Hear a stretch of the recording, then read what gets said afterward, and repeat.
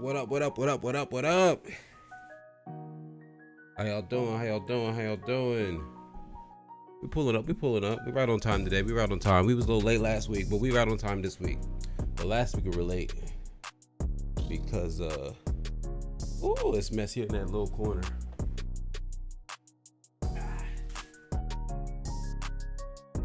It don't look much better, but it look a little better, you feel me? How y'all doing? Thanks for pulling up to the show. My name's Hawk. Welcome to Hawk's Hoops, weekly live NBA show, NBA talk show that's interactive that you can also call into and join the show. Let me switch that right now. Phone lines aren't open yet, but I'll open them up in a second. How's everybody doing? Everybody doing all right? How was All Stars? So it's good to be back. Enjoyed All-Star break. Didn't have that.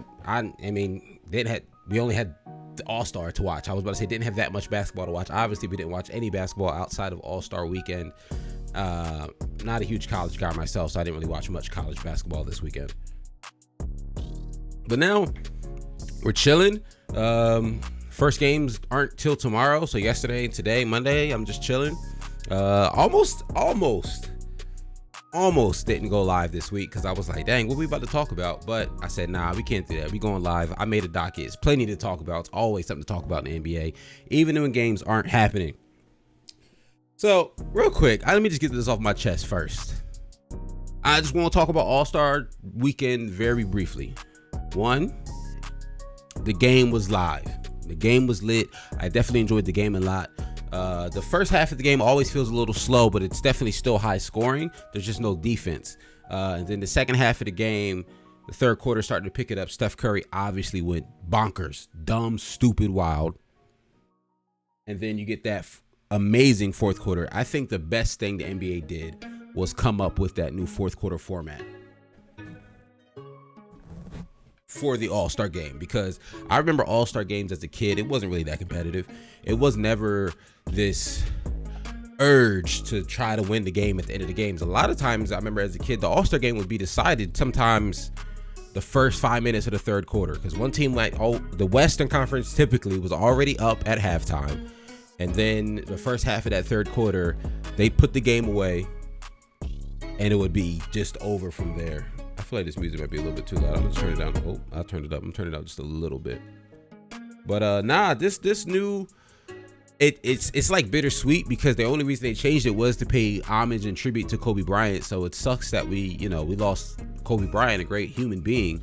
But it's really dope how they were able to honor his legacy, and it really does feel like honoring his legacy, because we know Kobe Bryant was a competitor, more than just the numbers. I'll say more than just the fact that numbers are there. Wait a minute. Oh, there we go. Hey, Triple OG, what's up? Thank you for pulling up to the stream. I thought something was off. I couldn't see in my live chat. I'm like, I know it ain't that many people in here yet, but now I can see the live chat. Triple OG, thank you for pulling up. How you doing this evening? But like I said, yeah, the All-Star break the All-Star game itself, it was really just dope how they used it to honor Kobe Bryant. Yes, they made it, you add 24 points to the total, and that's the new goal that they're reaching for. But more than just honoring him by using his number, it brings out what Kobe was, and that was a competitor 24/7. And you can see it when we watched the fourth quarter of the All-Star game. Guys are locking in, guys are playing defense, guys are, really trying to just win this game. And if anything, above all else, more than just the fact that they're using his number 24, and that's what the goal is, it brings out that Mamba mentality in the players and forces them, I'll say encourages them, brings out that competitive nature in all of them. And I think that's the dopest part about it all when it comes to honoring Kobe Bryant. I'm gonna let y'all know already. So I've been like half sick all week. To me, my voice sounds different. I can just hear it in my own. So that's gonna be subconscious at the back of my head. Hopefully it don't sound too crazy for y'all, but for me, I could already tell my voice sounds a little different. Oh, also, fun fact, I need a new Sixers cup, guys. You know what I mean? And the words of my guy running back Philly, 2-5 ain't here no more. So actually, the only guy on this cup that is still here is my guy right there, Joel Embiid. What's good, bro? What's good, Cam? How you doing? We got a couple of things we talk about on the docket tonight. Triple OG says, my favorite part about the All-Star game was just seeing Jarrett Allen there. Went from getting poster to an All-Star on an underrated team. Yeah, man, I was very happy to see Jarrett Allen making the All-Star team. I was definitely someone who I wanted him to make the first team. I didn't want him to have to get in there off of I want to say he got there because he was an injury reserve. I may be wrong. If I am, I'm sorry, but I'm pretty sure he got there off being an injury reserve person. And I was always team get Jarrett Allen on the team from the beginning, and I was really happy to see him there as well. The 3-point contest was lit. I actually really enjoyed this year's 3-point contest. Shout out to Karl Anthony Towns for winning that this year. Like he said it, best shooting big man of all time. I know Dirk is out there. I know Dirk also won a 3-point contest, and I mean Dirk's obviously a champion, and if you ask me, Dirk's probably a better player than Karl Anthony Towns in terms of career, obviously. But I mean, in terms of just shooting the ball, Karl Anthony Towns is one of the best shooting big men of all time, if not the best one. The only guy I'm putting above him potentially is Dirk. So the dunk contest was bad, bro. It was really bad. Cam, I'm doing good. Thanks for asking. Morgan, thanks for pulling up to the stream. Morgan says, I enjoyed the All-Star game, but it's a little bittersweet not seeing my guy Ingram in there. Thought he deserved to be in there. I had an argument for Ingram making it as well, but I knew it was going to be tough. And you know what sucks even more about Ingram not making it this season is it's going to be honestly even harder for him to make it next season, because you're going to have guys like Paul George back, guys like Kawhi Leonard back, guys like Anthony Davis healthy. So that forward spot's going to be even tighter and even harder for him to get in to All-Star selection. I thought this year would have been the perfect year for him to make the All-Star team, and it does suck that he didn't make it. I wish he would have made the All-Star team. The dunk contest.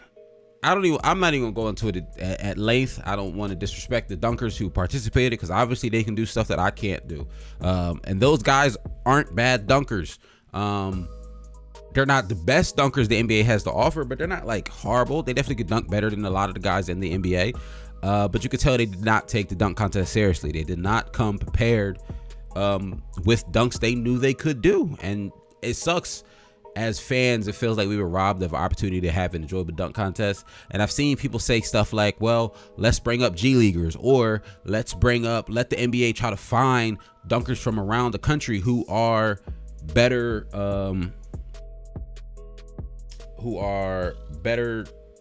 dunkers, if you will. And to me, that's not the I'm not gonna hold you, that is not the answer in my opinion. I don't want to see non-NBA players in the NBA dunk contest. I mean, I get it, some people might, but for me, I don't want to see non-dunkers in the NBA dunk contest. The NBA dunk contest is for NBA players who are currently in the NBA. I get it. If you want to see that, I mean, that's cool, because I saw a lot of people make the argument, well, I mean, that would be able to put them on a big platform, put them on a higher stage, and be more entertaining for the fans. You know how I know I don't think fans really want to see that? Because the G League has a dunk contest. These pro dunkers that are, like semi-pro professional dunkers, they have dunk contests. I go on YouTube and I watch some amazing dunk contests from time to time. I've seen G League All-Star Weekend, and I've watched dunk contests from semi-pro players, but people don't want to see that unless you're a hoop head like me, like a basketball lover like me. But the average fan, I don't think, wants to see that. The average fan wants to see NBA players out there. That's just my 2 cents. Triple OG, I don't know if you watched Jimmy High Roller, but he talked about the OG All-Star Weekend that included a game with retired players. We could use that. Yeah, I do remember that back in the day. I haven't seen a lot of Jimmy High Roller stuff recently. I used to watch him back in the day. The retired basketball player game was definitely interesting. I think the place for them is in the celebrity game. I think because they used to be included in the celebrity game. I don't know if they still are. I don't remember seeing retired players in this year's celebrity game, but they used to like mix them in with the in the celebrity game, like a Friday night situation type deal. But I wouldn't be opposed to having that. I also used to like the shooting challenges. I don't know if you guys remember that. That's also an OG All-Star Weekend thing where it would be a WNBA player, a current player, and a retired NBA player on these shooting teams, if you will, and they would go through like half court shots, wing shots, short corner, like just different shooting obstacle courses they'd go through, and it'd be like 3 different teams, and it would typically be different cities. So if it was LA, for example, it'd be like a current LA player, a player from the LA Sparks, and a retired LA player, for example. And that was something that I thought was really dope, and I thought I would love to see that come back. But those are just my quick thoughts on the All-Star weekend.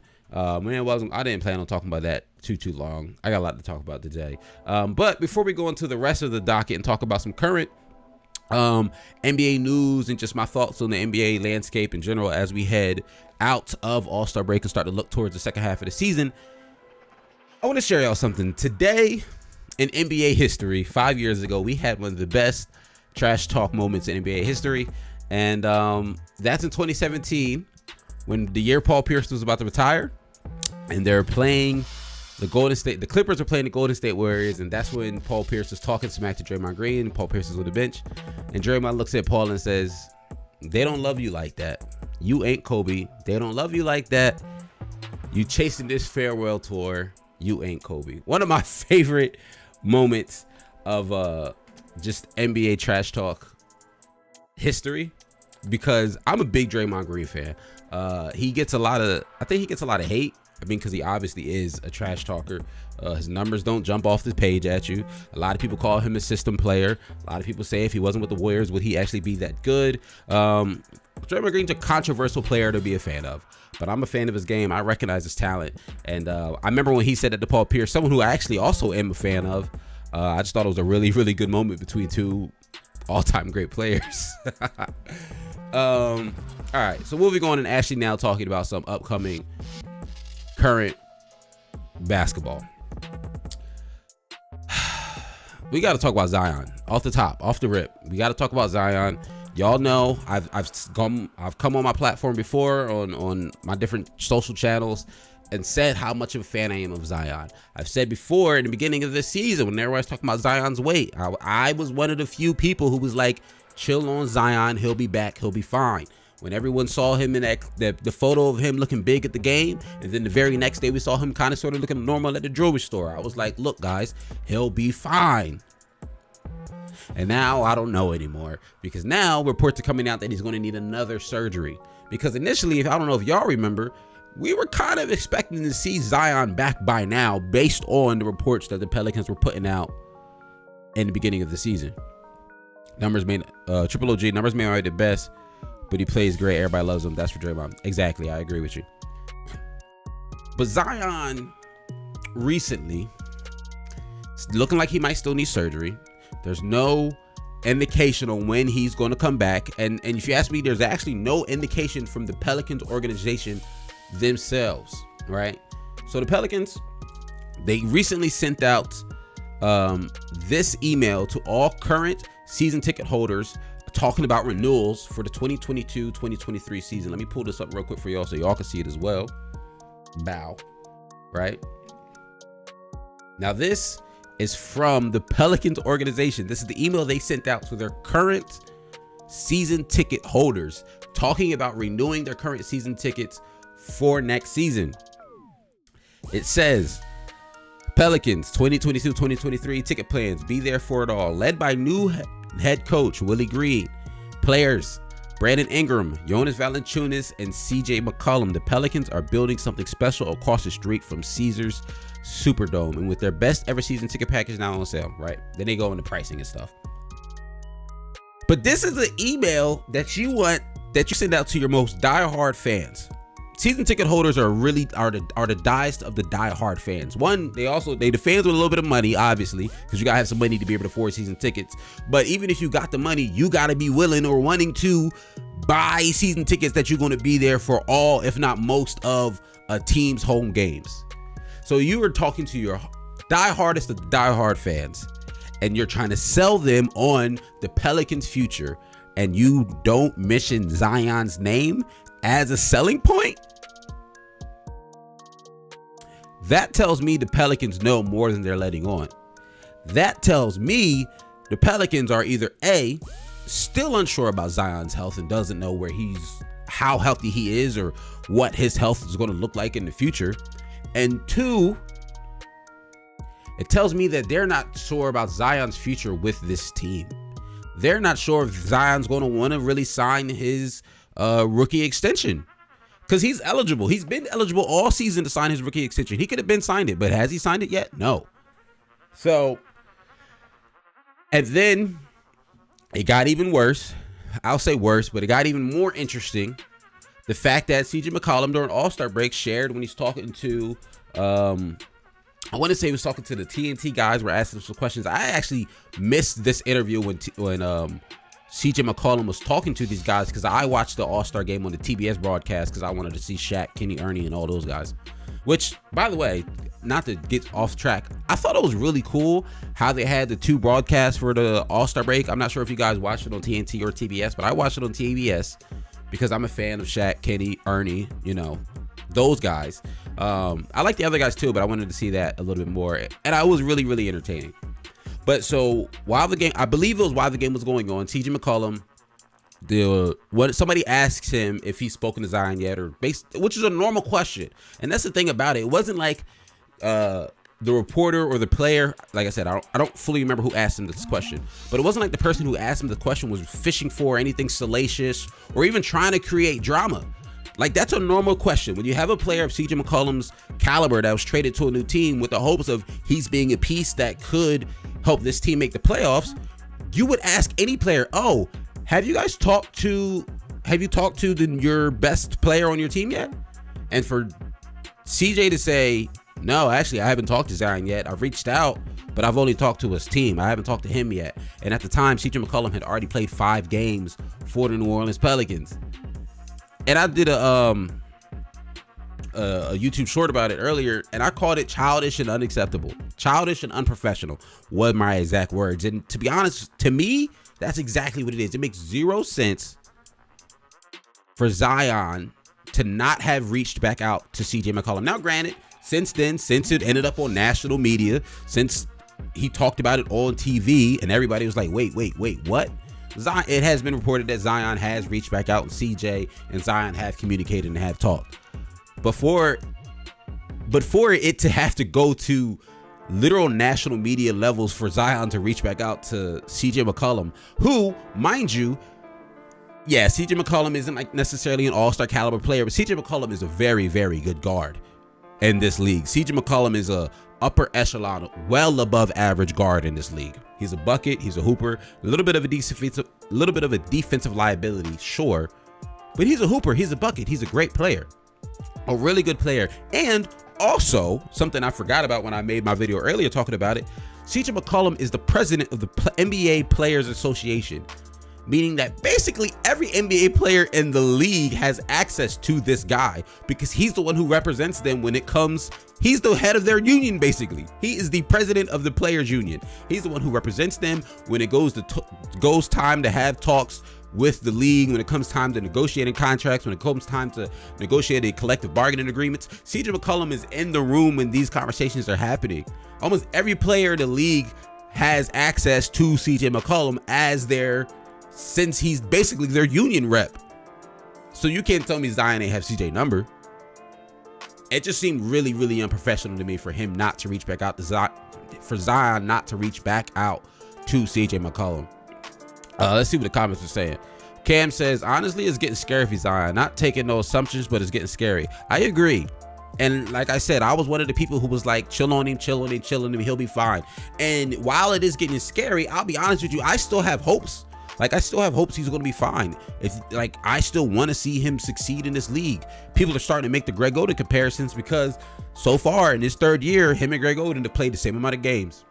I think maybe I saw the stat that either Zion or Greg have played 3 more games throughout their first 3 years in the league. And we see where Greg's at now. We all know how Greg's career turned out. A big old what if in Portland.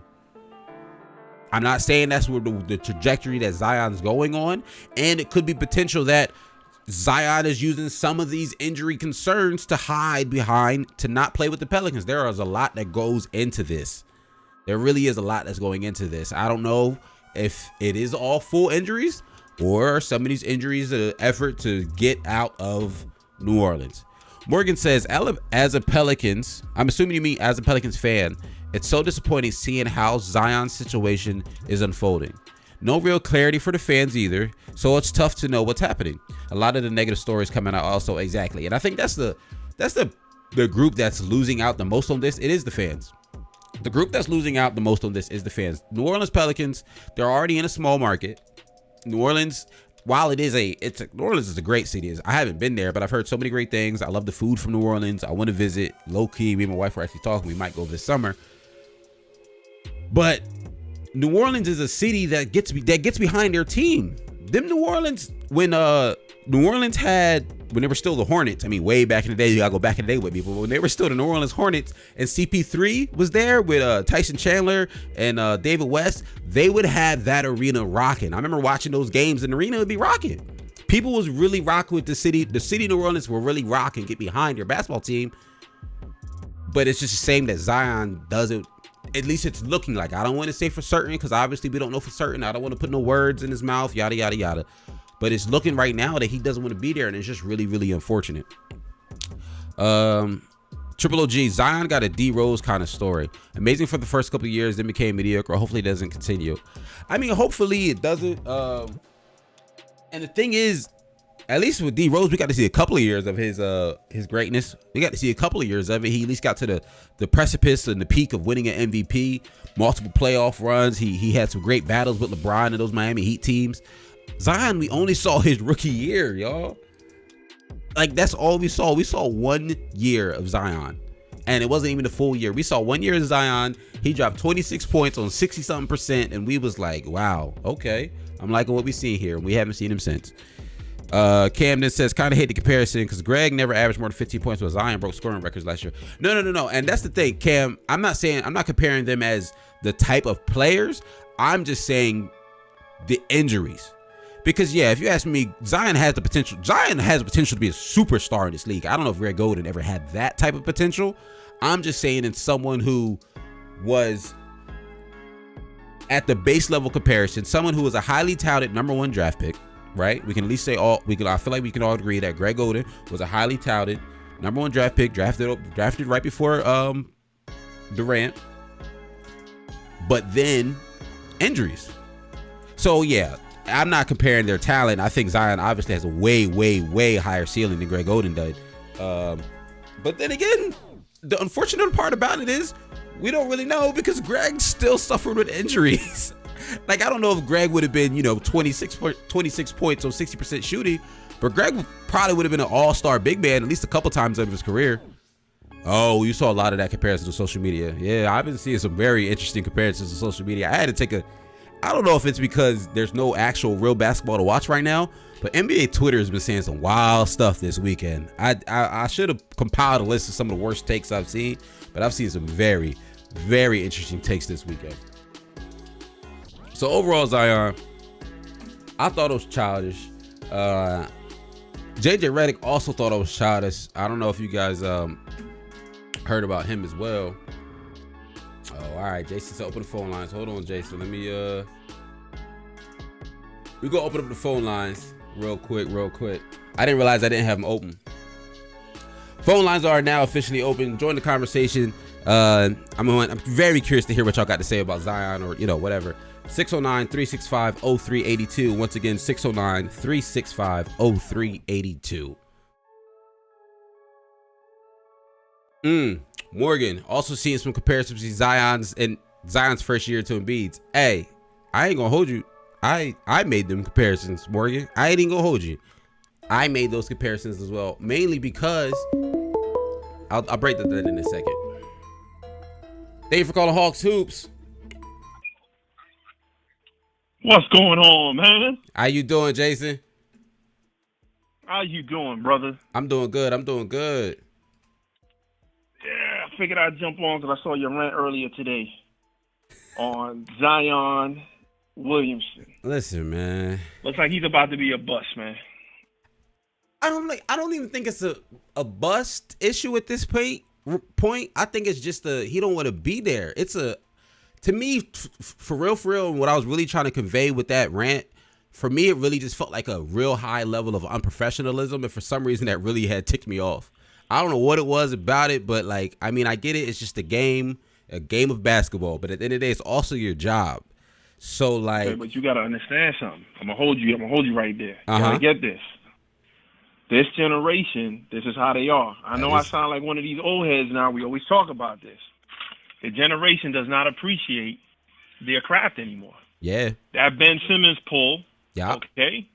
Now you're going to see a lot more people like that. yeah. If I don't want to go where I'm going to go, I can either sit. Well, I mean, Zion, first of all, got a Charles Barkley problem. He eating a little bit too much Twinkies. But you're going to see those issues.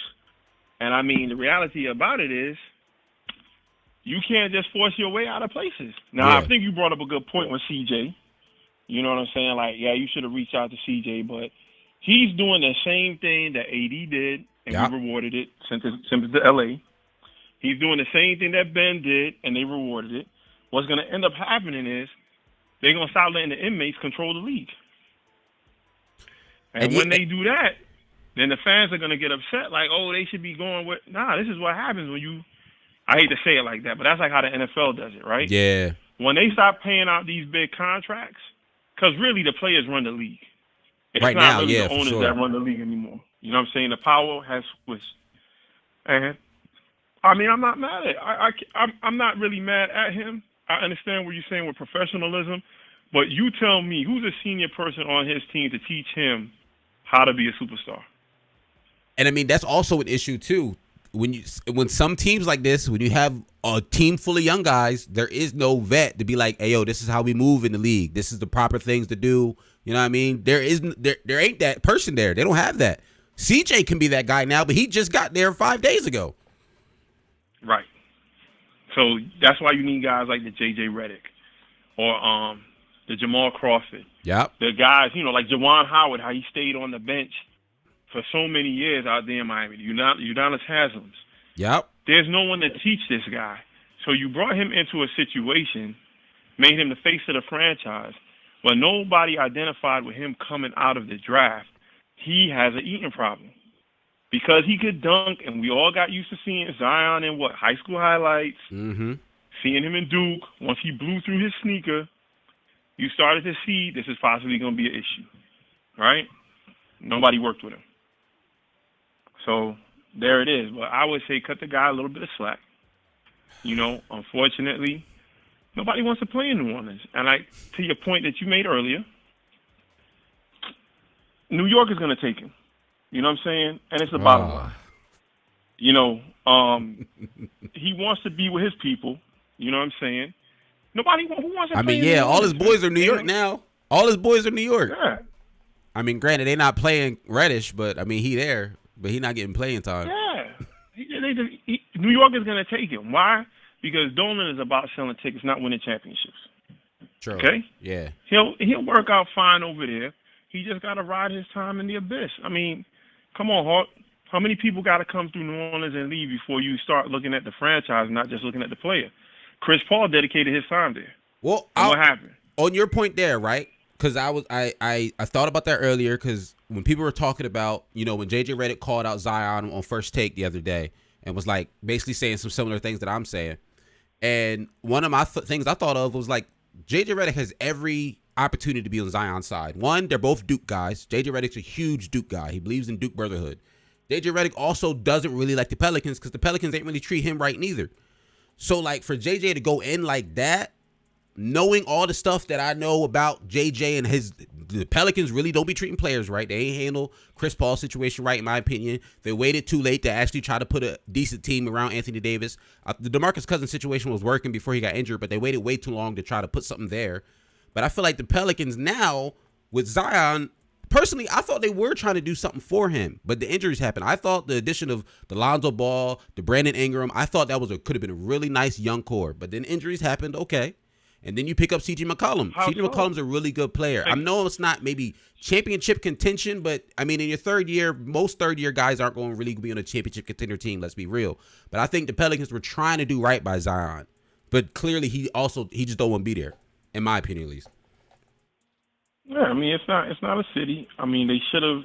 You gotta work with these people's strengths, right? Yeah. You gotta look at the fact that this guy's body type, He's more like a Shaq and Charles Barkley. We've seen these types before. So you got to help him on that part. And he doesn't want to beat there, so he's going to eat himself out of there. But yeah, it's a franchise. I think it's two ways. It's the franchise and the player in the situation. So I agree with you. He should reach out to him, but who is the senior leadership to help him? That's number one. Yeah. You know, you don't talk. So since you want to get on Zion, let's get on your sixes. How about that? Let's switch it for a minute. Okay. James Harden forcing his way with Daniel Morey to go to the 76ers. Hey, we can go back. I got videos on record saying I was not a fan of how he got his way out of Houston. I was not a fan personally. It's great that he's here now, but I thought he was purposely playing bad in Brooklyn to try to get up out of there. And if things don't go well here, I would not be surprised if he tries to force his way out of Philly as well. James Harden is also one of those players. If he plays well, you're gonna see me on here being a fan of him if he's playing well and talking about some I'm liking what I'm seeing from him. But if he's not playing well, I'm gonna hold him accountable as well. I'll keep it a bean. Well, Hawk, but think about this. Why is James Harden gonna play well? And Philly? Yes. Because he has a $200 and something million max extension. You think he's gonna get that money up? You're gonna see the Houston James Harden in Philly. I mean, yeah, I think he would. I think he's going to play once well he in gets Philly. the max, he's going to act the fool. That's it. Yeah. Y'all got a window of maybe 2 to 3 years, and I've said this before, and I want to recant back my statement. I don't want to hold up too much of your time. I think after looking at the trade, if everything plays out, the Nets probably got the better of the trade because they got shooting. The Bing Penguin, hopefully he can help us out. I like him better than what you call it, Millsap. Even though I know you guys let him Millsap go. and Aldridge. So yeah, that's an upgrade there. Steph Curry. Seth. Sorry, that was an upgrade there. You don't have 3 people needing the ball because what's his name doesn't want to shoot, and that's fine. He can do the dirty work, which is what they're going to need him to do. So I think Brooklyn actually got stronger. I don't know how that's going to work with James and Joel because Joel needs that ball in his hand. Now, how you work around it, is Tobias going to be that bona fide number 3 person? I don't know how that's going to work out. And I'm not sold on Doc Rivers as a coach. Doc Rivers was only able to take one team to that, height, and everybody got on him. He's not Greg Popovich. He's not Phil Jackson. I don't know if he knows how to move his teams. He's not even a Monte. At least Monte got Chris Paul to the finals. I mean, yeah. Okay? But I mean, you talking about your Nets. The Nets ain't got a great coach neither. Steve Nash ain't no amazing coach either. Yeah, we already know what that is. We know what that is. Yeah. Steve Nash's coaching scheme is Ayo, KD save me. That's Steve Nash's coaching scheme. Steve Nash got in there because of, we're not going to talk about that I don't want to disrespect Hawk Hoops, but Steve Nash did not deserve to be a head coach. I agree. If it was up to me, I would have had Tibbs. I agree. I like Tom Thibodeau. But the thing about it is that really, when you get to the Steve Kerrs and stuff, it's really more about managing egos. And just like that poster on your behind, one of the things I saw with Steve Kerr, when he deals with his players, when he dealt with KD when he was there, he was like, listen, when I played with Michael, this is what Michael looked at. When I played with Tim, you got to know how to manage egos. He knows, yeah. Kerr knows Steve how to. Nash, yep. Yeah, Steve Nash doesn't know how to manage egos. Because Steve Nash has never had to. We'll see what happens. I mean, come on, man. We know why he got the job. Jason Kidd did good, right? Yeah. So they automatically think, since Kidd is a decent coach, let's go get Nash. Nash was going to be a decent coach. No. How many people got passed up that should be in that position versus in him? People that have proven KD coaching and records. Guys are going to fight for him. Yeah. So with that being said, lay off of Zion a little bit. This is your generation, and this is what the league is going to be. And I'm going to give you another one before I get out of here. Melo Ball.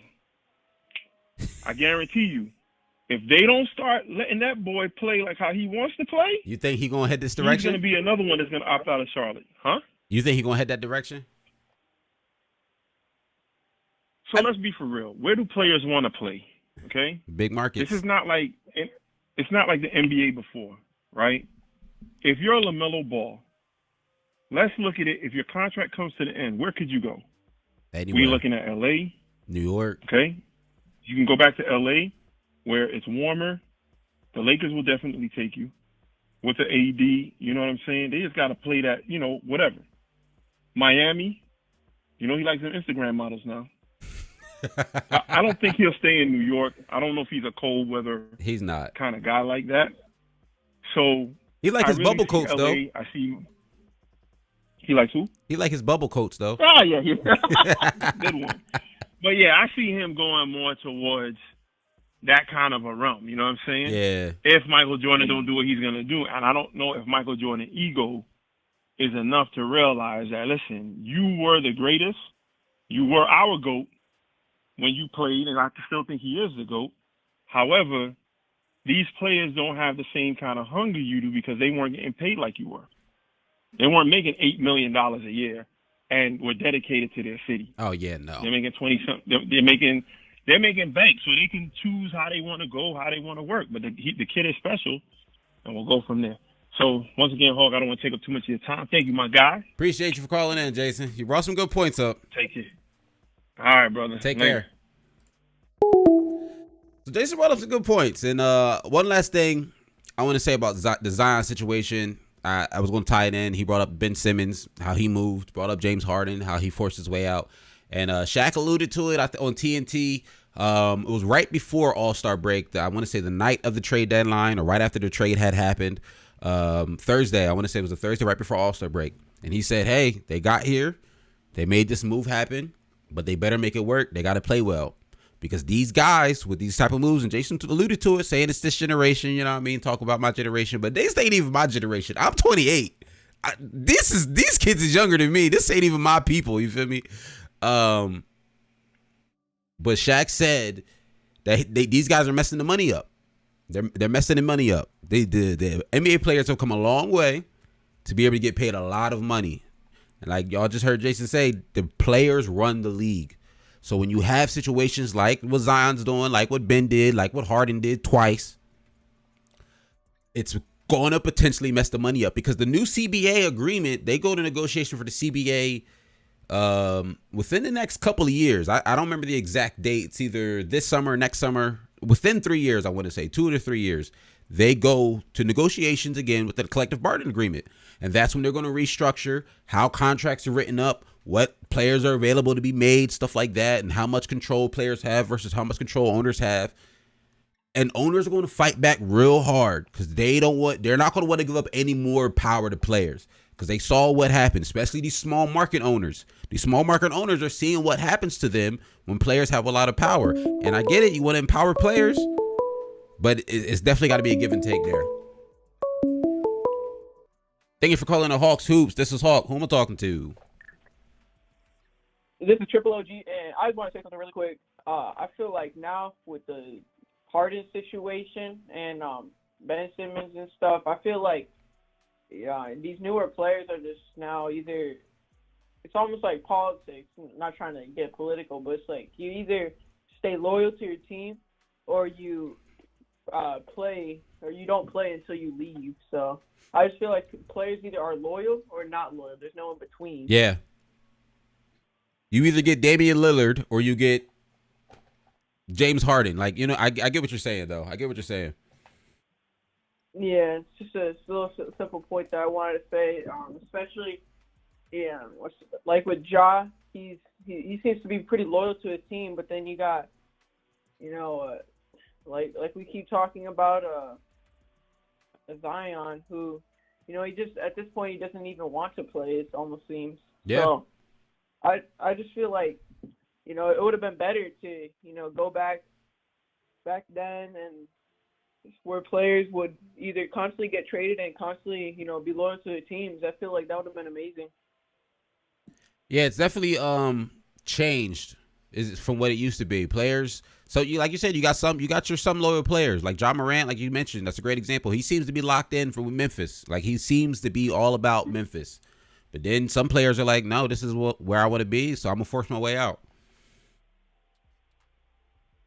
Yeah. Well, great talking. Just a little point that I wanted to say. Thanks for calling in, man. Yeah. Have a good day. You too. Appreciate it. But yeah, man, it's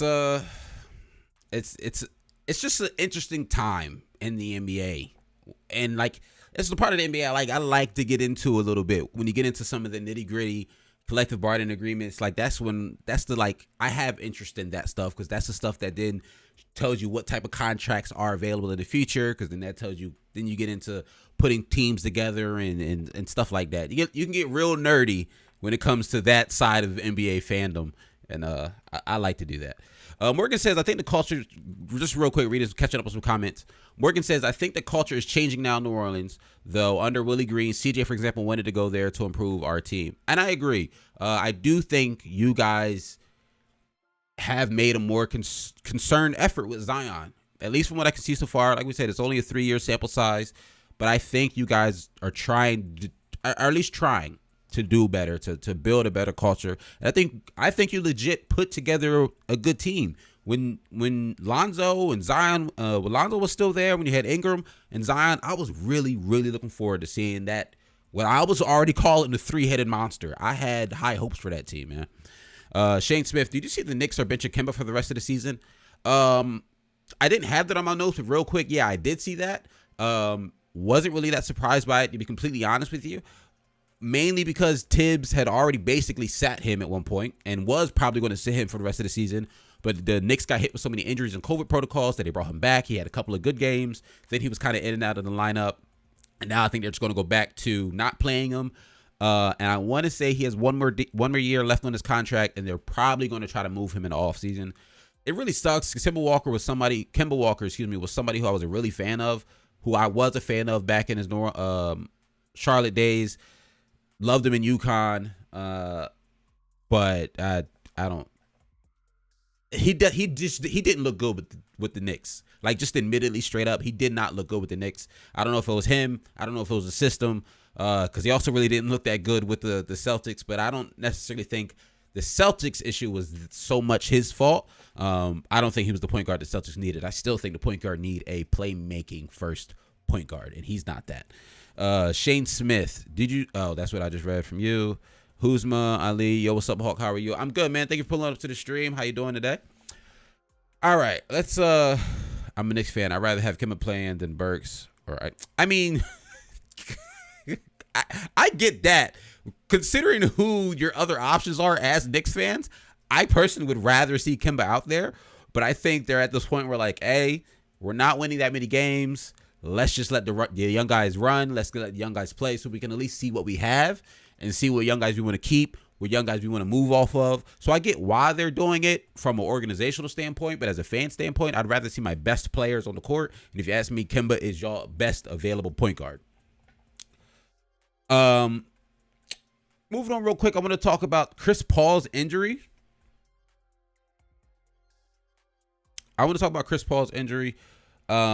He's out 6 to 8 weeks due to and I'm probably going to pronounce this wrong, a avulsion fracture in his right thumb.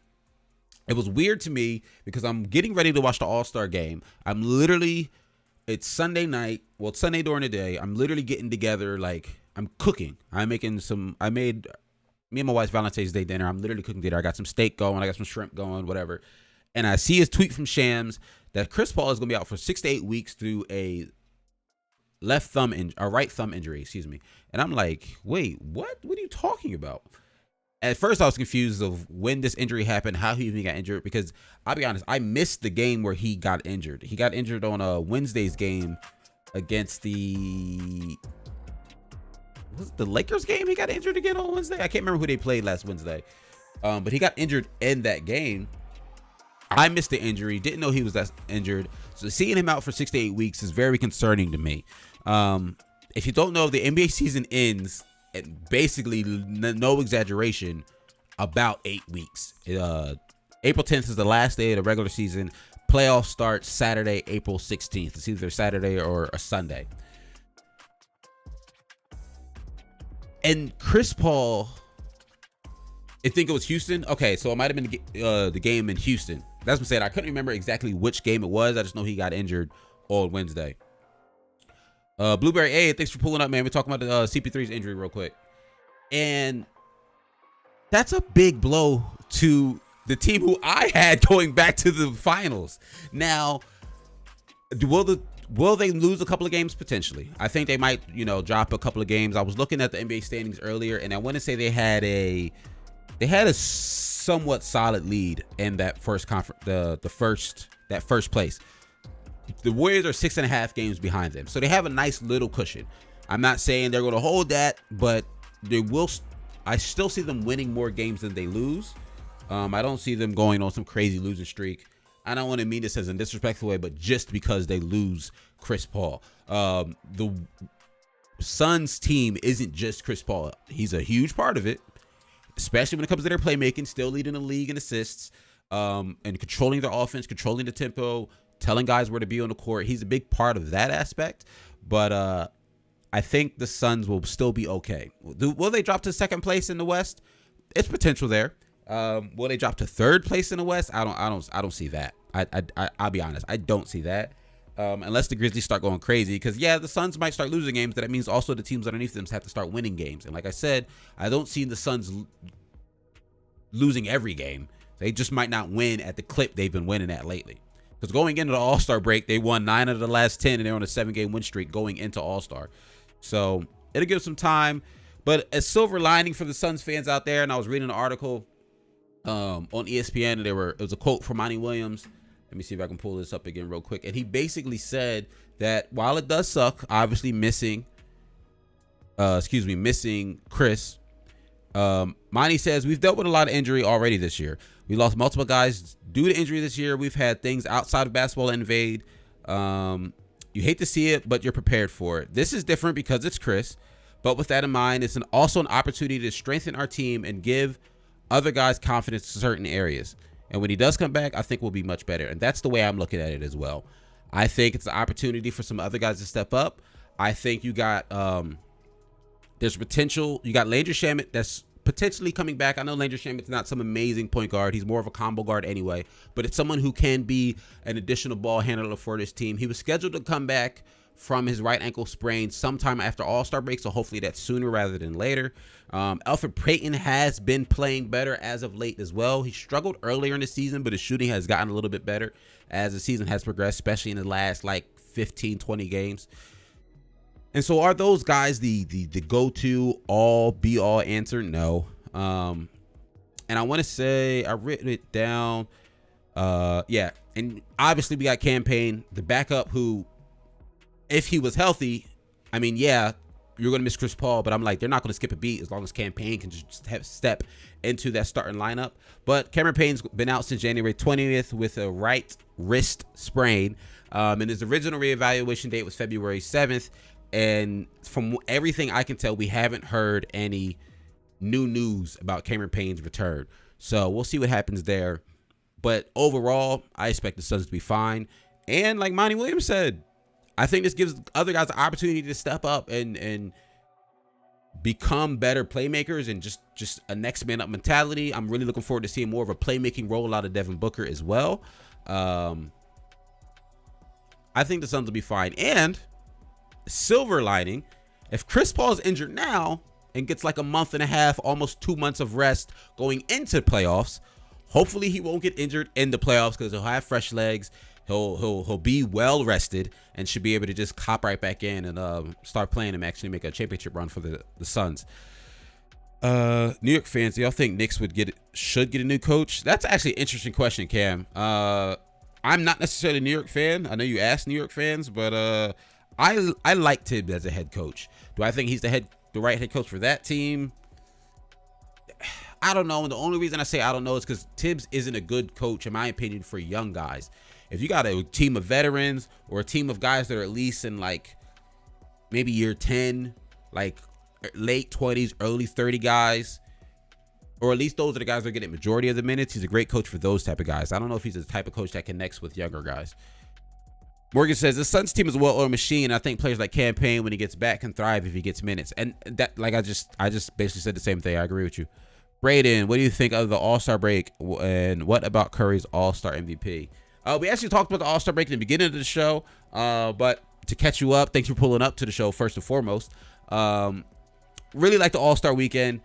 I didn't talk about Curry's All-Star MVP though. It was absolutely phenomenal. I remember just being like, okay, this man is absolutely ridiculous. What slump is that's how I felt at the end of the All-Star game. What slump? Because Curry's great. To be honest, the person's name, we did great last year with Tibbs. That is also true. You guys did do great last year with Tibbs. But I think you guys did great last year with Tibbs because you had better defensive personnel. And I think you traded a lot of that defensive personnel away to get players like Kemba Walker and Evan Fournier. How do you feel about undersized high school centers in this generation like Chet Holmgren, who was 6'10", 200? Oh, what's your favorite Sixers team from the past 15 years? Oh, these are interesting questions. I'll answer these two questions. I'm finished talking about CP3. I got a couple more things I want to talk about in the show. But how do I feel like undersized high school centers in this generation like Chet Holmgren, who was 6'10", 200 pounds? I'll be honest with you, right? I don't watch a lot of high school basketball. Just 100%. I also don't watch a ton of college basketball. I watch the tournament. The most I keep up with college players in terms of who's getting drafted where is like ESPN. I'm not a huge draft guy. That is the one piece of the NBA that I don't keep track of. Like top 5 guys who's going top 5, I usually have some thoughts on those type of guys. But like even Chet Holmgren, I have not watched a ton of him this season. Just this is me being completely transparent and honest with you. In terms of undersized centers in the league, I think there's a place for it. You got plenty of undersized centers in the league. This league right now is so versatile. You have centers who are literally like 6'6" Draymond Green to 7'1", 7'2" Joel Embiid and Nikola Jokic. Like the range of talented centers is very, very versatile. And there are a lot of 6'10" centers in the league right now. They just are. Like my favorite center of all time, Dwight Howard. He's only 6'10", and he was dominant in his time, so it's definitely possible. Favorite Sixers team for the last 15 years, 2018, when we had Jimmy Butler, Tobias Harris, JJ Redick, Ben, obviously Joel, Matisse was coming in. I think that might have been Matisse's rookie year or his second year in the league.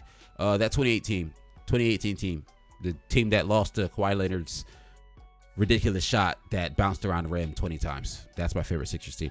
Exactly what I was going to say. Young Bucks should play more if they ain't contending for the playoffs. Cam, I'm assuming you're talking about the Knicks in that comment, and yeah, that's how I feel. Just let the young guys play. All right.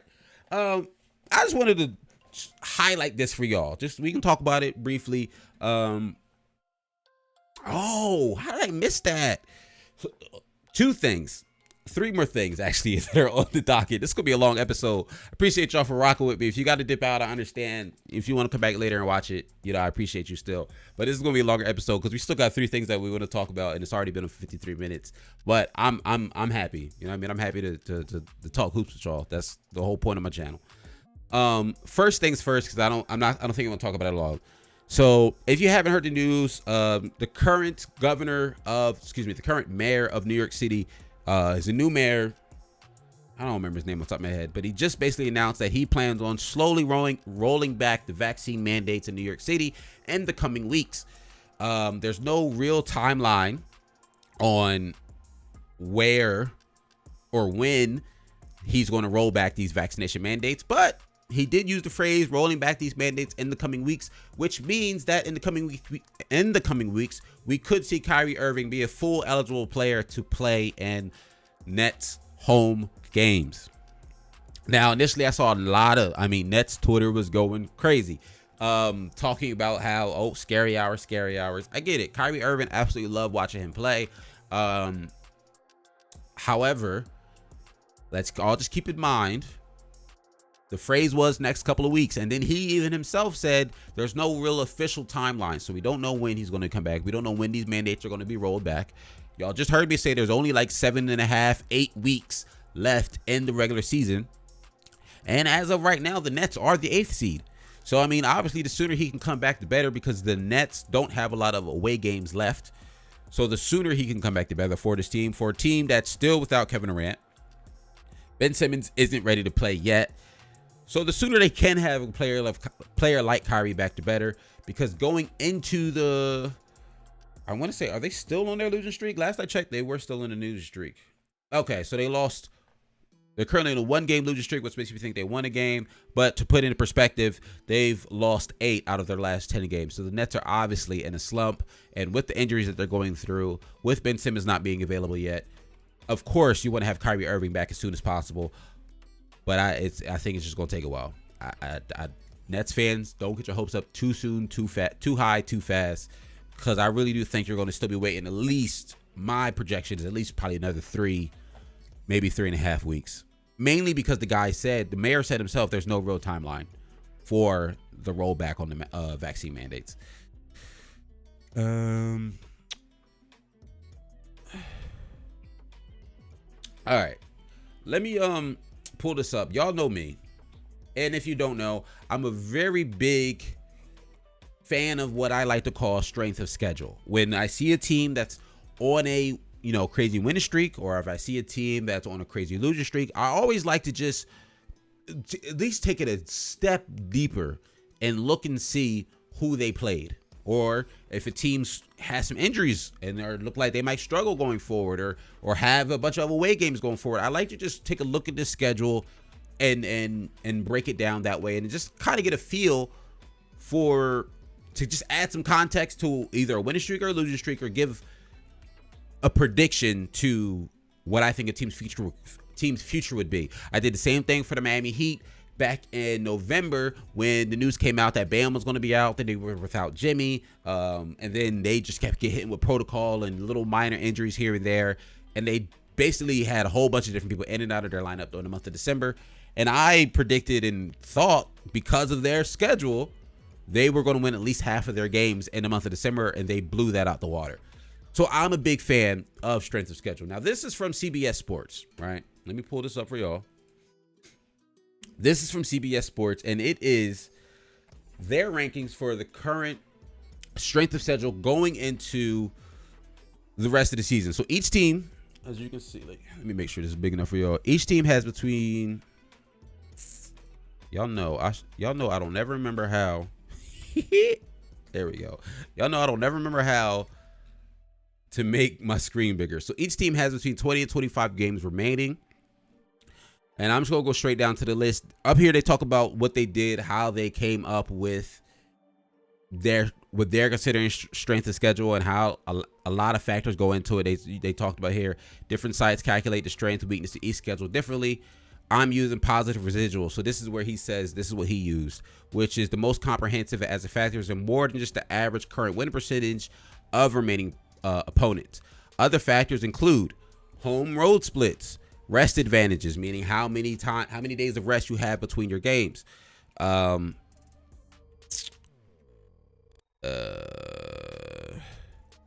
when applicable, altitude, which is actually really interesting. The only team I think that really applies to is the Denver Nuggets, because they are at a higher altitude. But all that being said, I thought this was very interesting. And Braden Wright, this answers your question right here. That's why I didn't read it off ahead of time. Braden Wright's question was, what do you think the Lakers can do to win more games to get out of the play-in? Braden, according to CBS, you know what I'm saying, CBS Sports, this is just their strength of schedule list based off of the games teams have left. The Lakers have the toughest schedule to end the season. Braden, I hate to break it to you, I don't see the Lakers not being in the play-in. The Lakers are going to be a play-in team. I'm saying it now. The Lakers are going to be a play-in team. The Lakers have the hardest strength of schedule. Anthony Davis is still out. I don't remember. Let's look this up in real time. Anthony Davis injury. I don't remember what his injury update is looking like. This is CBS Sports. Lakers' chances of making the playoffs is huge. Anthony Davis injury update. Oh, okay, so it's just a sprained ankle. I'm trying to see if they have all right, 2 weeks. So that's not bad. And that happened before All-Stars. So really, we're probably actually only looking at about a week and a half now. So I mean, you get Anthony Davis back in about a week and a half, maybe a week, depending. And in retrospect, to be honest, I was really liking what I was seeing from Anthony Davis. I felt he came back from his, ironic to say, his last injury looking very, very good. I thought he looked good before he went down. He looked good against my Sixers. He had a 30-point game against somebody else. Like, he looked good. He was dominating the paint, wasn't shooting as many jump shots, and he was just being him and working in the paint, right? Now, the Lakers having the toughest schedule is going to hurt them a lot. Cam says, I don't want to be that dude, but LeBron is carrying. LeBron is carrying, and he will carry this team. There's nothing wrong with saying that. You know, I'm not one of those people that's going to hate on LeBron. I'm not one of those people who have him as their GOAT either. But I'm also not one of those people that's, you know, going to just hate on a player for the sake of clout and just to hate. So I'll be honest. LeBron is going to do everything in his power to try to, at least in my opinion, to try to get them out of the play-in. Because I'll be honest with you, I don't think the Lakers really want to see the Suns again in the first round. I don't. And we've been on for a while now, so I'm gonna quickly go through my playoff bracket predictions as the season stand right now. And I mean, to be honest with you, if I'm not mistaken, the Lakers aren't even the 8th seed. Yeah, the Lakers are the 9th seed. The Clippers are the 8th seed. So it's not impossible, but it's also not going to be easy, because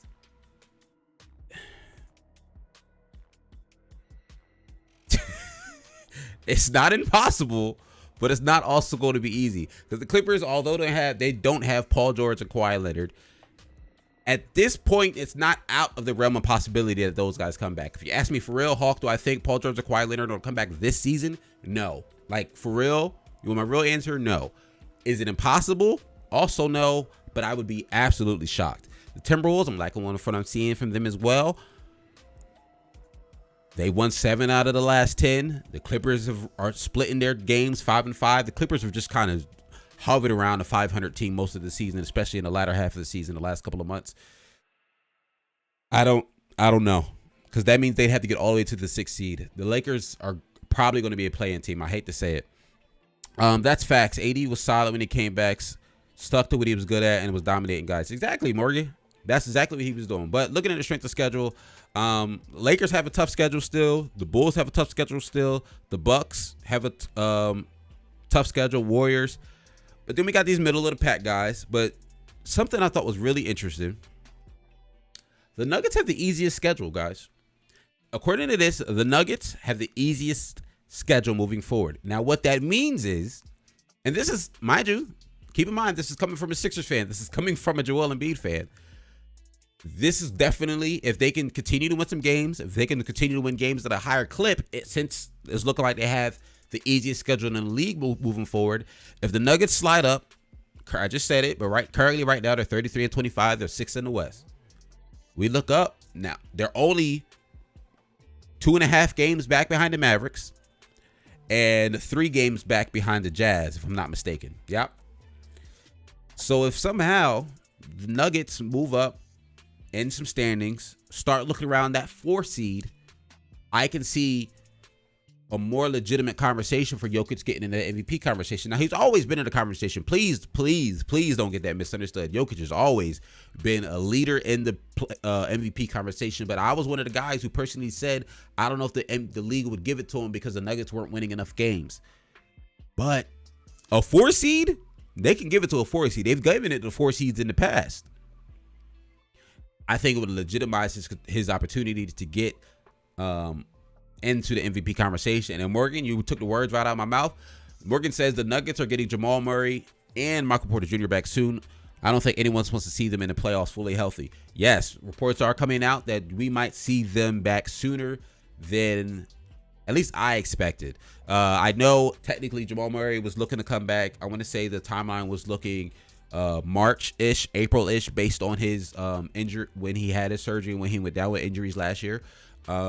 So it's not impossible to see these guys back before the season is over.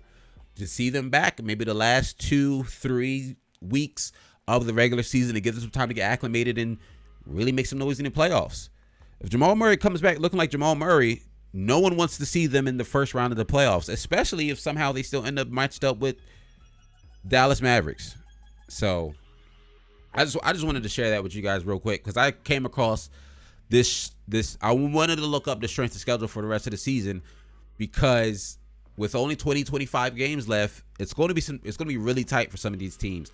I like that the Cavaliers have an easy schedule because I think if there's any team, as the Eastern Conference teams have starting to get better, we're hearing chatter about the Boston Celtics are starting to get a lot better. I don't know if you guys are aware, but the Boston Celtics, I mean, when you look at the standings, they're still not amazing, but they're 6th in the Eastern Conference.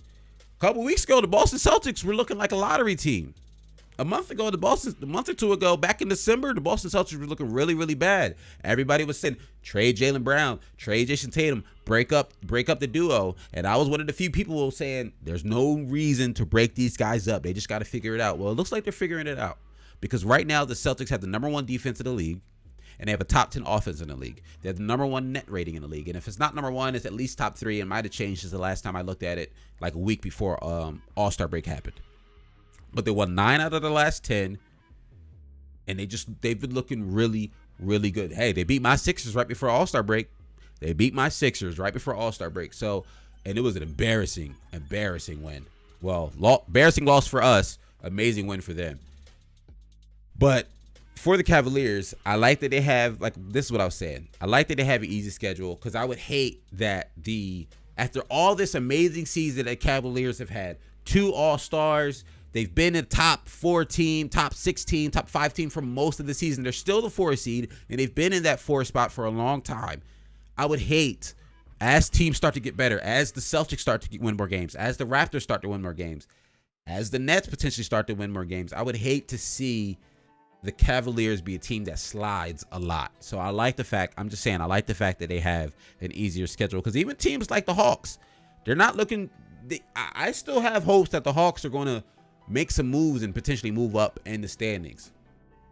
The Cavaliers are just a feel-good story for me, and I'd hate to see them just be that. Like, I want to see them make the playoffs and not have to be in the play-in. They've been playing at a very, very good level all season, and I just like that they have an easy schedule moving forward so they can hopefully keep that. All right, let me see what we got here. What y'all talking about? Off topic, but Doritos or Lay's? We gotta know. Triple OG, man. That's a great question. So since you said Doritos or Lay's, I really don't like Lay's chips. My preferred chip brands are Hers, Herrs, the Hers brand, and it's salt and vinegar, or I think it's Hers honey barbecue, or it might be Utz honey barbecue. No, it's not Utz. I hate Utz. Yeah, Hers is probably my favorite chip brand. So if it's Doritos or Lay's, I'm going Doritos. Cam says, wish the Lakers would have a run like Boston. I mean, it would be nice, but hey, this right here ain't helping. The hardest strength of schedule in the league moving forward ain't helping. Ryan Richards says, what are my thoughts on Anthony Simons and Portland's future? I saw the tweet earlier today that said, name a player. It was like a little graph. It was like, name a player that is really high in talent, but really low in recognition. And the first name that popped up in my brain was Anthony Simons. I love what he's doing. I think he's flourishing with the opportunity to play without Dame and now without CJ even. I've always been a fan of Anthony's. I think he's a really good guard. He's a really good guard. All the hype that made me rephrase hype, because hype sometimes has a bad connotation. All the well-deserved praise that someone like Tyrese Halliburton's been getting over the last couple of weeks, playing really, really well for the Kings, and now with the Pacers. Anthony Simons, in my opinion, has been playing at that same level and been playing really, really good. And I think people just aren't really checking for Portland right now because outside of everyone was concerned about the Dame trade, a potential Dame trade or the CJ trade, what should actually happen. Elgato with Mayo? That's a funny name. Once again, thank you for pulling up to the stream. It's a new face. So when I'm seeing these new faces, it's putting a smile on my face to see some of these new faces in the chat. Do I like the Hornets? They're not one of my favorite teams, but I don't dislike them. I like LaMelo Ball's game. I like Miles Bridges. I always mess up Miles Bridges and Mikal Bridges. I think the Hornets need a good center. I would love to see the Hornets get a better center. I thought when Serge was available on the buyout market, but was it a buyout market or was it a trade? What I mean to say is when the Bucks picked up Serge, he was somebody who I was eyeing for the Hornets. I'll say that. I think the Hornets need a better center, but I do like the Hornets. Nice young team on the rise. Braden, do you think the Bulls will do good even though they have the second hardest record? The Bulls are going to... I think the Bulls could struggle a lot, especially because they're dealing with so much injury.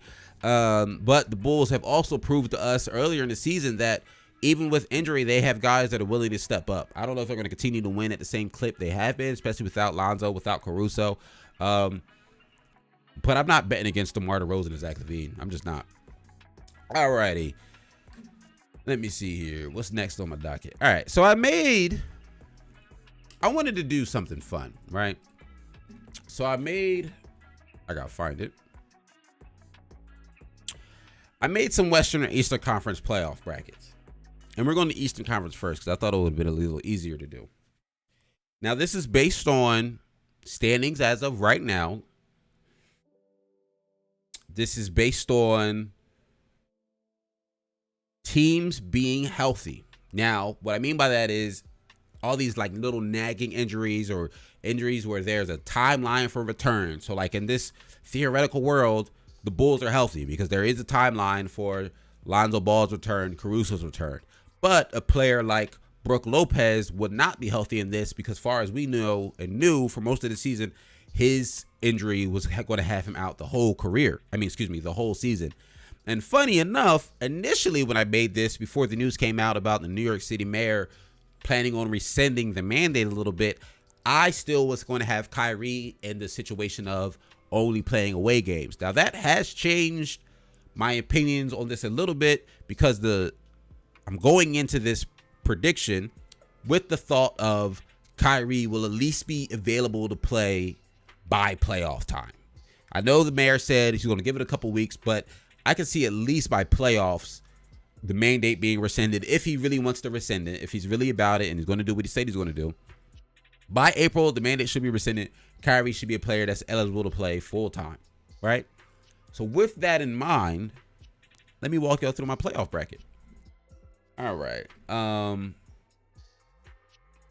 Well, I look like my Wi-Fi just went out for half a second. All right, it's back. The Wi-Fi was definitely acting up. If it buffered for a second, my fault. It was looking a little wild on my side. Before I do that, Richard Ryan, thanks for pulling up to the stream, says, what do you think about Bol Bol feature in the NBA and have a good piece on a winning team? I think Bol Bol has a big question mark still. Believe it or not, I am someone who likes the experiment of Bol Bol. The initial Detroit Pistons trade that happened, that got vetoed, unfortunately, because he didn't pass their physicals, and then he ended up actually needing surgery and is out the rest of the season. I thought Detroit was a perfect team for him to be on. And now it looks like he's on the Orlando Magic instead. And I still think that's a really good team for him to be on. I think that's a young team that honestly doesn't really have crazy expectations outside of continuing to develop young players and just seeing what type of talent you have. And I think that's the type of team he needs to be on. He doesn't need to be, at least right now, he doesn't need to be on a team that's trying to win games. He's too much of an experiment.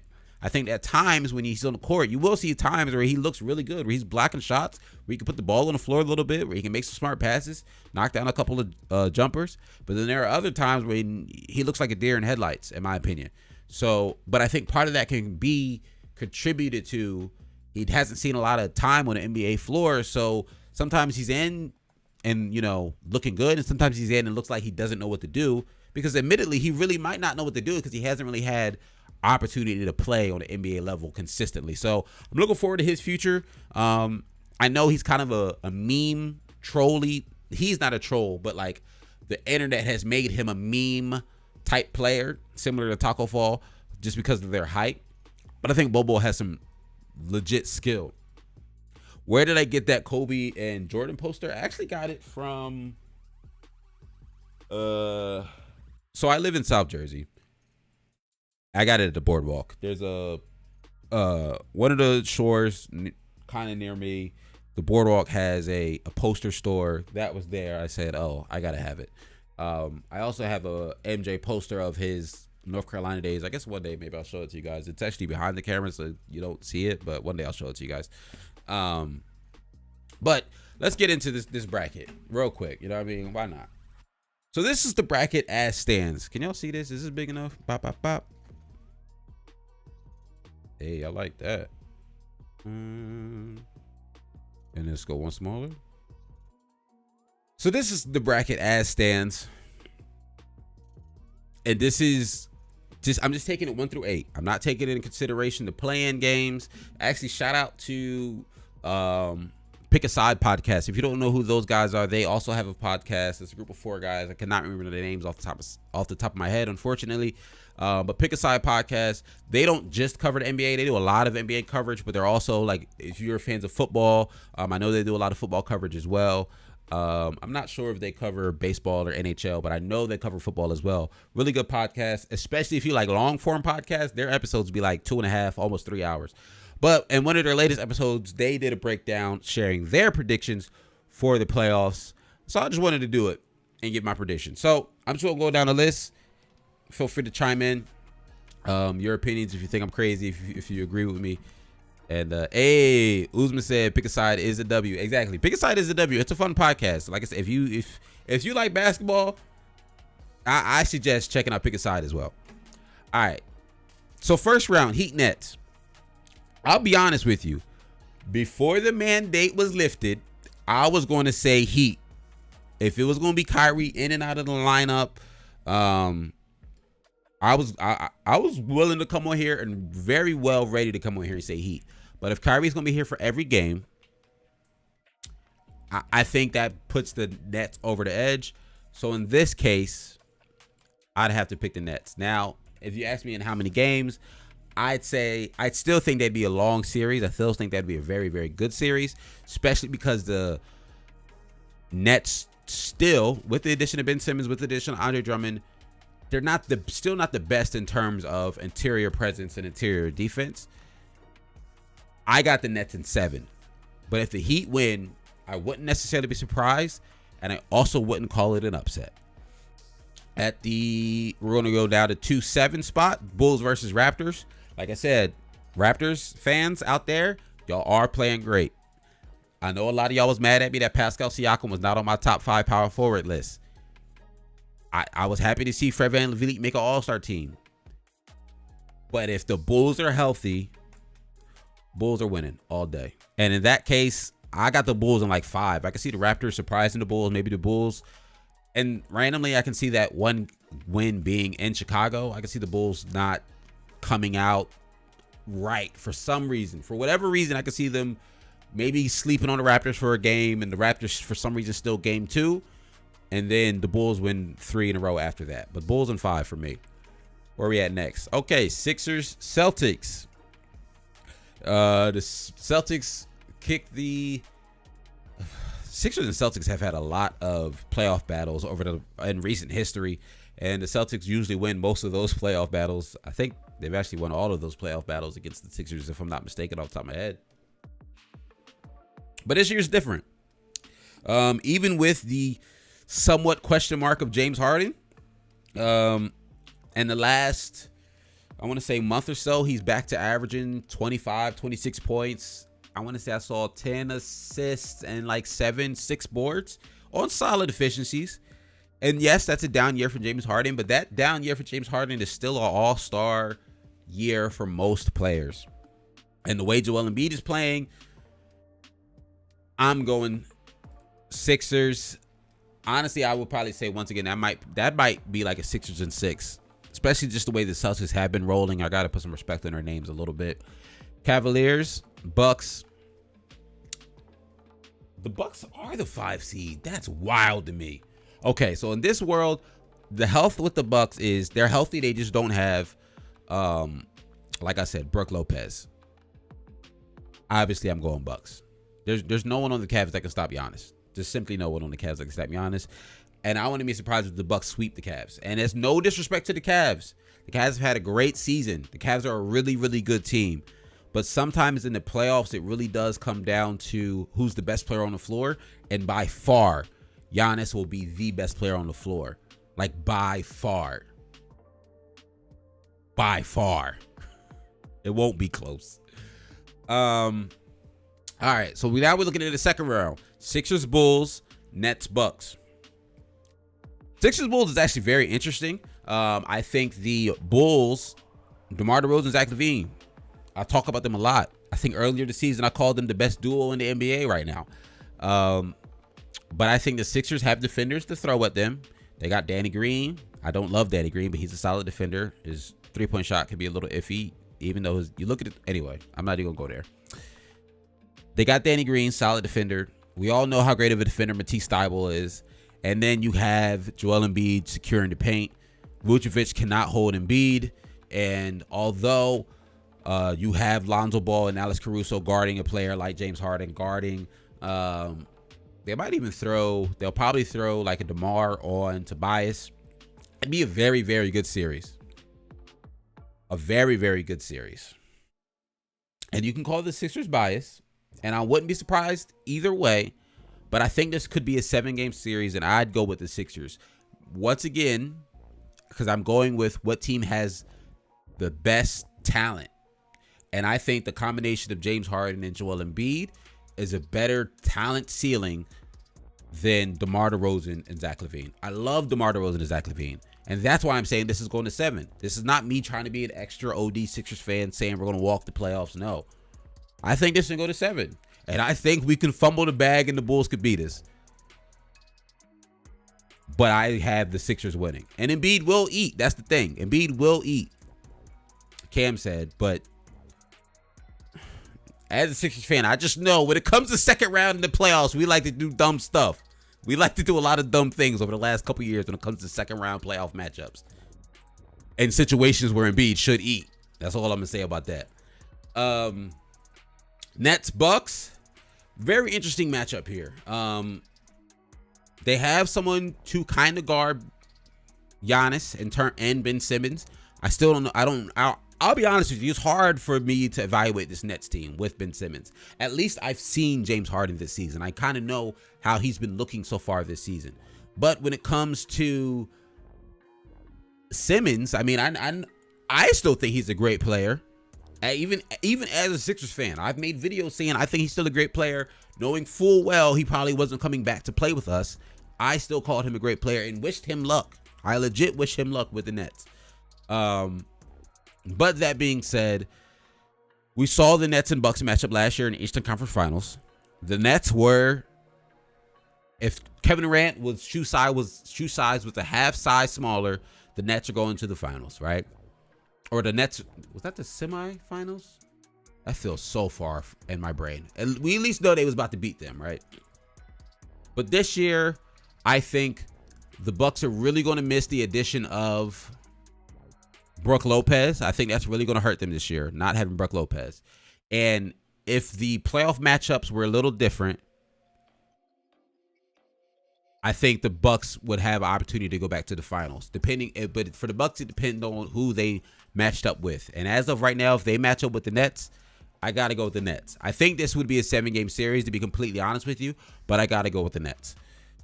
Cam says, if KD's playing in the playoffs last year, I think they're winning. I agree. Morgan says, Bucks will win that series again. I just really want to see a Nets Sixers East Conference Finals because of James Harden Simmons. That would be unbelievable. That would be unbelievable, Morgan. And the Nets, I mean, the Bucks could win that series. But like I said, in this scenario, the Nets are healthy.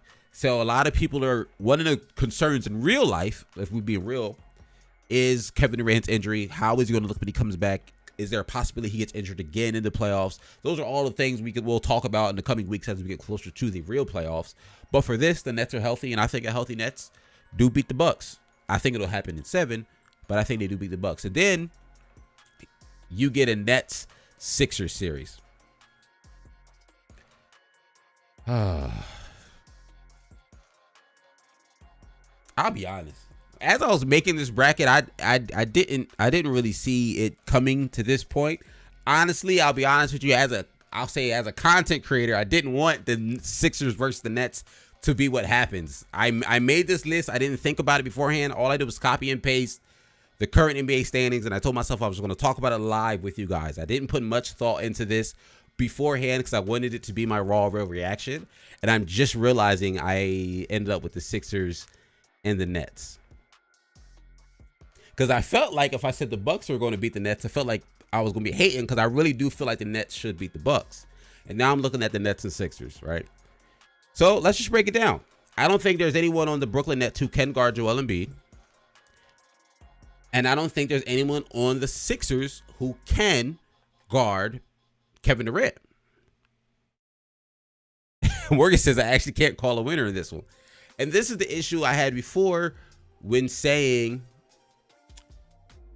it's hard to evaluate the Nets because of Ben Simmons. And I think in this series of all series, this would be the series where I think it would be almost the most interesting, especially Ben Simmons on offense.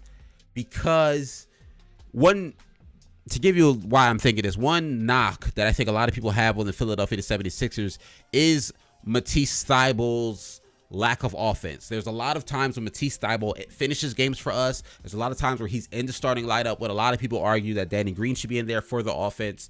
But Matisse Thybulle's elite defense makes him valuable on the floor for us.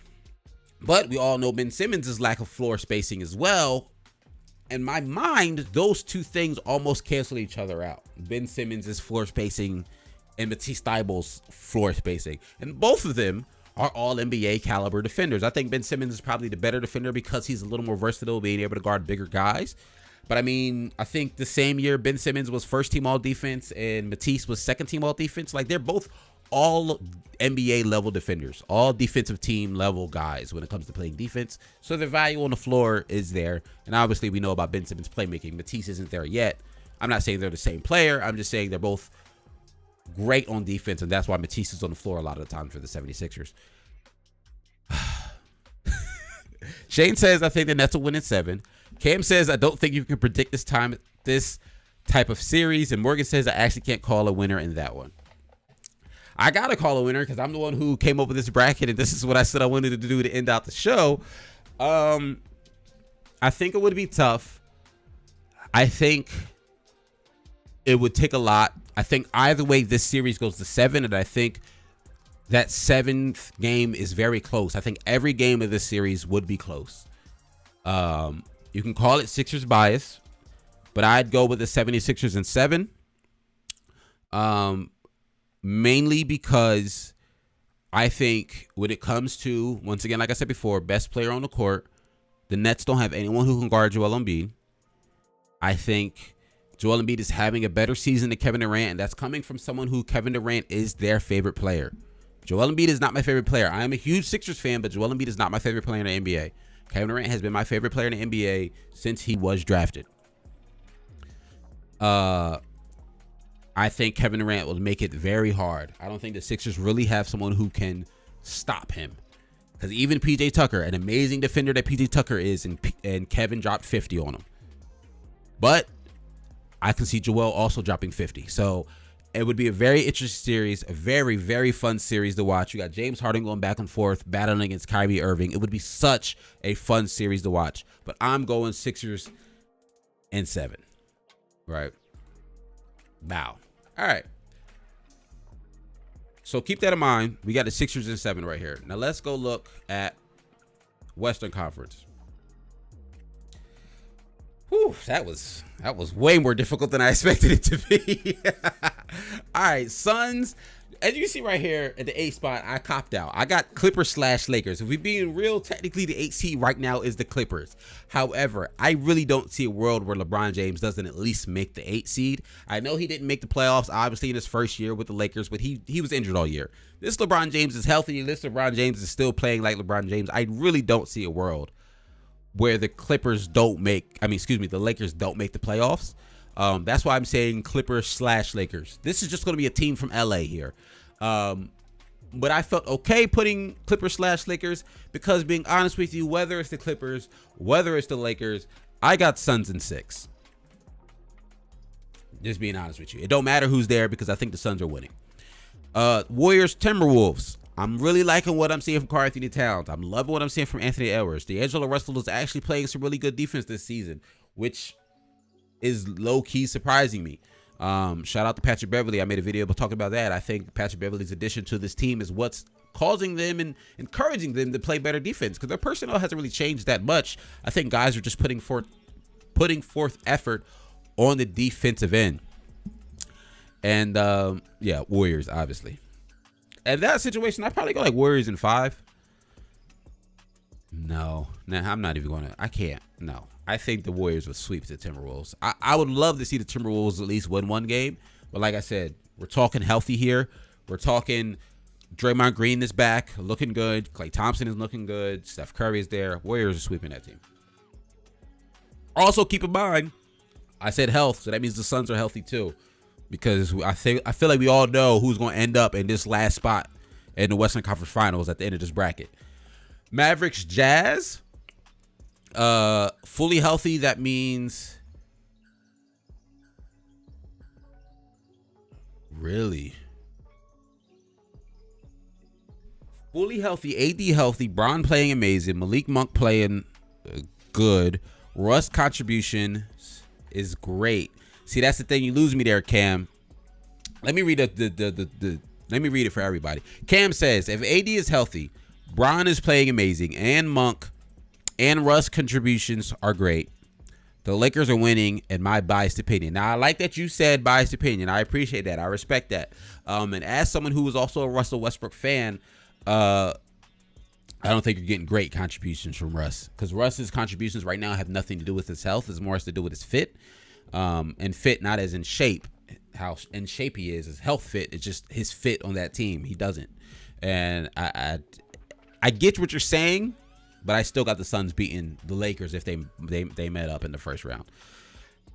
Mavericks versus the Jazz. This is a Jazz team that's healthy, so Donovan Mitchell is back. Honestly, the way Luka's been playing, I wouldn't be surprised if the Mavericks won this game. Wouldn't be surprised if the Mavericks won this series, but I'm going to go with the Jazz because I think the Jazz are the more poised team. I feel like that's one of my favorite words to say. I feel like I say it all the time, but they're just a more disciplined team. They have some better playoff experience. Out of Luka and Donovan, who do I think is the better player? I think it's an argument for either. And I think depending on which fan base you would talk to, I think they both would call the other crazy for saying the other player is better. But from a perspective of someone who's not really a fan of either of these teams, I don't think the talent gap either or is drastic with these teams. And if anything, I think the Jazz just have a better constructed team. I think the Mavericks are in 5th place right now because Luka's putting on an amazing show. But in a 7-game series, when the game slows down a little bit, I think Luka's still going to have his moments. He's still going to play really good basketball. But I think the Jazz are just a better team overall, and I'd have the Jazz winning this series. Looking at the Grizzlies and Nuggets here. Fully healthy, right? Now let's talk about this. Fully healthy. We already have the prospect of Michael Porter Jr. coming back, Jamal Murray coming back, right? From what I can tell, I'm not 100% certain on Michael Porter Jr.'s timeline, so I'm not going to include him in the fully healthy conversations. But come April, fully healthy, Jamal Murray should at least be back and at least be like 80% if we're being somewhat realistic here. And at 80%, as great as the Grizzlies have been playing, oh, and this hurts me to say, as great as John Morant's been playing, as great as Jaren Jackson's been playing, I'm really even been liking what I'm seeing from Steven Adams. Like I tell y'all, I'm an Oklahoma City guy. I love Steven Adams. So many people call him the best screener on the planet. The Grizzlies Nuggets series would be so much fun to watch, Shane. Exactly. But when you got an MVP candidate, Nikola Jokic, who one of my, I don't want to say knocks, but one of my, something I wanted to see more of from him, I guess you could say critique going into the season. We saw him score a lot last year when he won his MVP season, but I feel like I didn't see him like be like, okay, I'm dropping 40 this game. I didn't feel like Jokic could do that on a consistent, regular basis. I just feel like I hadn't seen that from him. And part of that could have been he was playing with a great player, Jamal Murray, who also had the opportunity and the ability to say, I'm going for 40 this game. So Jokic got his 25, got his 30. But we've seen now Jokic can be like, all right, I'm going for 40. I'm going for 45. I'm going for 50. Jokic can do that. Jokic has done that this season. So in this series, I'm going with the Nuggets over the Grizzlies. That would be a really, really good series to watch, though. Going back to the Lakers thing real quick. Cam says, last year's series kind of gave me hope because, yeah, the Suns were amazing. Ayton, Book, Mccollum, all amazing, but still went 6 games without healthy AD and CP3. But, yeah, just bias. Understandable, bro. I feel it. I get you, man. The hope was there. I think it could be a really good series. I just think the Suns are just locked in. The Suns have a hunger that I don't know if the Lakers have, if that makes sense. And the reason I say that, because it just popped in my mind, it's a quote that Anthony Davis had I think it was either going into this season or I think it was going into this season. And some reporter asked him, or it was an interview, do you think you still have something to prove? And he said, no, I don't have anything to prove. Basically saying after winning that 2020 championship, he doesn't feel like he has something to prove. And that's not all the guys on the Lakers. I'm not putting that on everybody. But that, for some reason, that quote has always stuck in my mind especially earlier in the season when Anthony Davis wasn't playing well. He's playing a whole lot better now. We just talked about that. But earlier in the season when he wasn't playing that well, and for some reason that's just sticking with me. So I'm going with the Suns. But I do see your point. All right, let's look at this Suns Jazz. We know I'm going Suns, right? I love the Jazz. That Jazz Mavericks matchup's going to be really good, but the Jazz aren't beating the Suns. I don't think we got to talk about and explain that one for long. And then we got this Nuggets Warriors series. I think that would be really, really interesting. The Warriors have Wiseman. They have, oh gosh, what is their other center's name? I can see his face, but I cannot think of his name. Not Draymond. Oh, wow. Warriors. See, this is what happens. You know what I mean? Y'all pull up to the live show and then I can't remember Kevin Looney's name. Like, the Warriors have big bodies, kind of, sort of, to throw at Nikola Jokic. Thank you, Morgan Looney. See, y'all knew who I was talking about. The Warriors have big bodies to throw at Jokic. I don't necessarily think they're going to slow Jokic down. Looney's not nobody crazy. Wiseman's still a young guy. I think Jokic's IQ can just straight out IQ those guys. You know what I mean? Skill wise and IQ wise. But we're saying a healthy Warriors team. Steph Curry, Klay Thompson, Draymond. I'm going with the Warriors here. I think, though, to be real, if the Nuggets are also healthy, like I said, healthy Jamal Murray, and then maybe by this time we're looking at potentially a healthy Michael Porter Jr., even though he wasn't having a great season at the beginning of the season, but that's also because of his back injury. So I don't really know what you would get from him healthy in a series anyway, to be completely honest with you, because at the beginning of the season he was bad, but it's because he wasn't healthy. So in this case, the Warriors versus the Nuggets, I would go with the Warriors in either like 6, maybe 7. But I would go to Warriors here. I think the Warriors just have a lot of depth. I think they have more depth than the Nuggets. And when healthy, that adds even more to their depth because they're going to play guys like Klay, Draymond for even longer stretches. So the guys who have been playing well in their place all this time are now going to be coming off the bench, going to be plug and play guys. The Warriors are just, they're really deep. They got a lot of depth. So now we're looking at the Suns versus the Warriors in the Western Conference Finals. Oh, wow. And this series would be, if we get a Suns Warriors Western Conference Finals and a Sixers Nets Western Conference Finals, that would be absolutely amazing TV to watch. And in this case, I think it would be a battle of the guards. First off, you got Devin Booker and Chris Paul going up against Klay Thompson and Steph Curry, obviously. There's not really a crazy big man interior presence from the Warriors in this situation. Like we said, they got Kevin Looney, they got Wiseman. But I think a big X factor in this situation could be Deandre Ayton. I think I made a video about him a couple weeks ago, right before All-Star break, talking about at length how much I'm liking what I'm seeing from Deandre Ayton and how this year's Suns look different from last year's Suns, because when the mismatch is there, they try to exploit it. And the Warriors like to do a little switchy on some defense because they have that versatility that Draymond Green allows them to move some players around, to make some switches. I think they're going to hunt out Steph, even Clay. Like, Clay's a really good defender. I really like him as a defender, but he's not doing much against a DeAndre Ayton, to be completely honest with you. Like, he's probably going to get some strips every now and then. He's got really fast hands. But when they bring in, like, Jordan Poole off the bench, something like that, they're going to seek out pick and rolls with Jordan Poole to try to get him in mismatches with Ayton, get that ball moving. I really think, now, just like I said with the Sixers-Nets series, it can go either way. But I really think this series would go to the Suns in 7. So now you're looking at a Suns here. Oh, no, let me do that. Oh, Suns here in the West, Sixers in the East. And if I have to call it Suns versus Sixers in the NBA Finals, honestly, I pick the Suns.